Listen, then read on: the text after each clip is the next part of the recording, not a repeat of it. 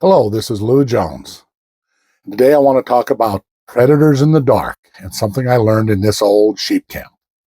Well, at about the age of 12, Dad had a job for me. He'd send me out at night with an 8N Ford tractor, the ATV of the day, and we would round the sheep up to this wagon, my dog Bullet and I, and then I was to spend the nights in the sheep wagon. And there, the job was simple. If you heard the dog started barking and something was disturbing the sheep, I was supposed to walk outside with the old Octa barrel 30-30 I could barely lift and go find out whatever it was that was bothering the sheep, and I was to deal with it. But I can tell you what really happened. If you're a 12-year-old boy in a sheep camp in the middle of the pasture with nothing around and the dog starts making noise, the last thing you want to do is go out into the darkness, because you're afraid there's a predator out there, and that predator is going to eat you.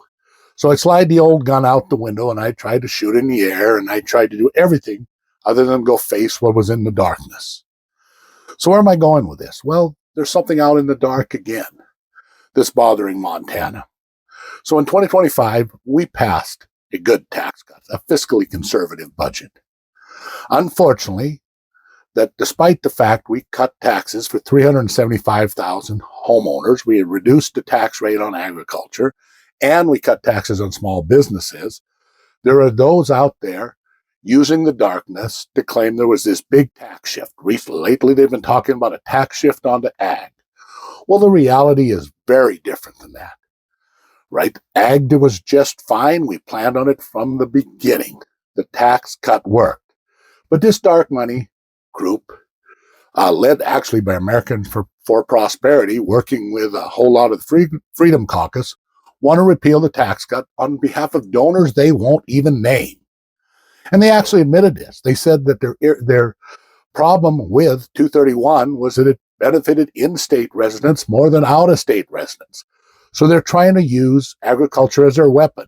So we hear robocalls, videos, mailers, everything suggesting that the 2025 tax cut is bad for ag, bad for business. And they're hoping to scare you of some predator in the dark. Well, here's the truth. They are the predator in the dark. They're the ones making noise. Agriculture is fine. Yes, there are spots, such as in Sydney, Montana, where the commissioners raised their spending 42.5%, where there's issues that need to be dealt with, but that's not a state tax shift. Ag is fine.